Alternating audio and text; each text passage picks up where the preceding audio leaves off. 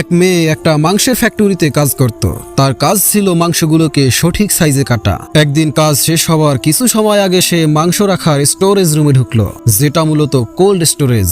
হুট করেই বাইরে থেকে দরজাটি লক হয়ে যায়। সে অনেক চেষ্টা করলো, দরজা খোলা সম্ভব হয়নি। অনেক চিৎকার করেও লাভ হয়নি তার, কারণ ততক্ষণে সব কর্মীরা কাজ শেষ করে বেরিয়ে গেছে। আস্তে আস্তে সে ঠান্ডায় জমে যেতে লাগলো। মৃত্যু প্রায় ঘনিয়ে আসছে। সে চিৎকার করে কাঁদছে, কিন্তু তার বাঁচার কোনোই সম্ভাবনা নেই। হঠাৎ করে বেশ অপ্রত্যাশিতভাবে একজন সিকিউরিটি গার্ড এসে দরজা খুললেন এবং তাকে মুক্ত করলেন। মেয়েটি তখন কান্না করতে করতে জিজ্ঞেস করলেন, চাচা, আপনার তো এখানে আসার কথা নয়, আপনি কি মনে করে এখানে আসলেন? গার্ড উত্তর দিলেন, আমি প্রায় ৩৫ বছর ধরে এখানে সিকিউরিটি গার্ডের কাজ করছি, কিন্তু আমি এমন মানুষ খুব কম দেখেছি যারা প্রতিদিন সকালে আমাকে সালাম দিয়ে ঢুকেছে এবং সন্ধ্যায় বের হওয়ার সময়ও সালাম দিয়ে বেরিয়েছে।